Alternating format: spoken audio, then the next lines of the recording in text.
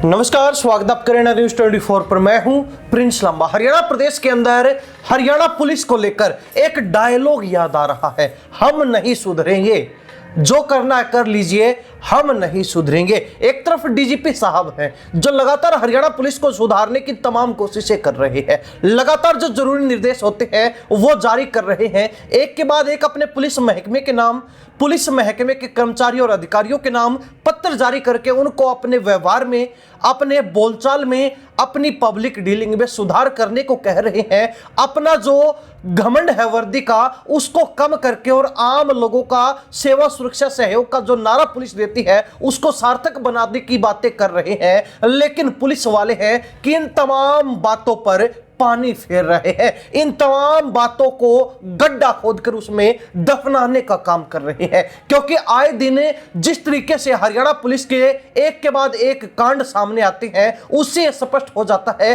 कि डीजीपी के आदेशों की भी पुलिस वाले खुलकर धज्जियां उड़ा रहे हैं। इसी बीच एक और बड़ा मामला सामने आया है करनाल से, जहां पर एसीबी यानी कि एंटी करप्शन ब्यूरो ने एक सब इंस्पेक्टर को, हरियाणा पुलिस के एक एसआई को हजारों रुपए की रिश्वत लेते हुए रंगे हाथ धर दबोचा। और जब रिश्वत का पैसा हाथ में आया तो एसआई को लग रहा था कि उसकी चांदी हो गई है, लेकिन उसको यह मालूम नहीं था कि वो पहले ही जाल में फंस चुका है, यानी कि वो चारा बन चुका है जिसको कांटे में डालकर मछली के सामने पकड़ने के लिए डाला जाता है। तो ऐसे में कहीं ना कहीं एसआई को पूरा जाल बिछाकर एसीबी के द्वारा धर दबोचा गया। और जब एसीबी ने एसआई से पूछताछ की तो पता चला कि एसआई ने किस मामले में रिश्वत ली है। आप सुनेंगे तो आप भी हैरान रह जाएंगे कि कोई पुलिसकर्मी क्या इस तरीके से भी अपना ईमान बेच सकता है, क्या इस तरीके से भी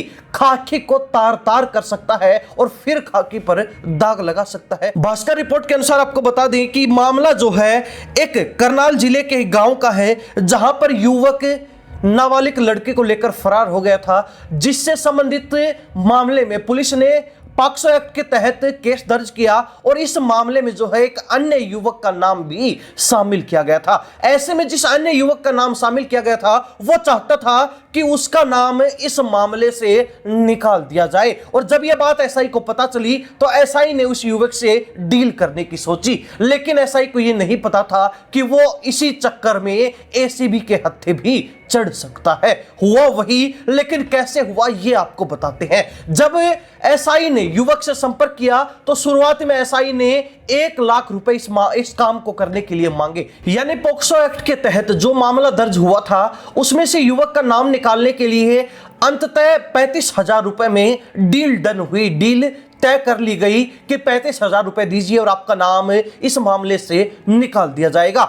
युवक भी राजी हो गया, लेकिन उससे पहले ही शिकायत एसीबी को पहुंच गई। एंटी करप्शन ब्यूरो ने इस मामले की वेरिफिकेशन की और उसके बाद सब इंस्पेक्टर को पकड़ने के लिए जाल बिछा दिया। युवक ने जो रुपए 35,000 के जो नोट एसआई को थमाए थे उन पर केमिकल लगा हुआ था। एसीबी के द्वारा ही अपने जाल के तहत, अपने प्लान के तहत उन नोटों पर केमिकल लगाकर युवक को दिया था, ताकि जो ही एसआई के हाथ में नोट जाएं त्यों ही इस मामले की शिनाख्त की जा सके कि वास्तव में एसआई ने रिश्वत के नोट ही लिए हैं। हालांकि एसआई तो खुश था कि उसके हाथ में एक साथ 35,000 रुपए लग चुके हैं, यानी कि सैलरी आएगी तब आएगी, लेकिन 35,000 रुपए पूरे महीने के लिए काफी होते हैं, एक बड़ा खर्चे का हिस्सा निकल गया। लेकिन एसआई को यह नहीं पता था कि यही रिश्वत जो है उसके लिए काल बन सकती है। चाय की दुकान पर जैसे ही सब इंस्पेक्टर ने रिश्वत के नोट हाथ में पकड़े, वैसे ही एसीबी के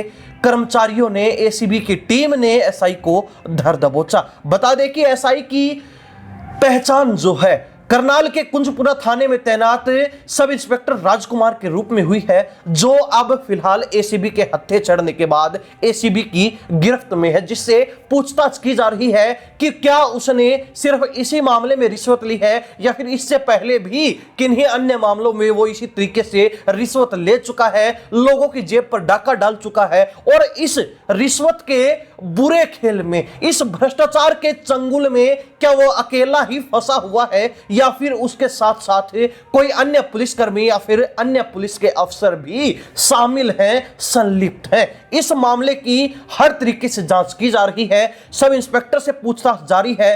अब आगे जो रिपोर्ट दर्ज होगी उस आधार पर ही एसआई पर कार्रवाई की जाएगी। तैनात पुलिसकर्मी ही इस तरीके से भ्रष्टाचार को बढ़ावा दे रहे हैं तो बड़े अफसरों का क्या हाल होगा, पुलिस महकमे के अंदर अन्य लोगों का क्या हाल होगा।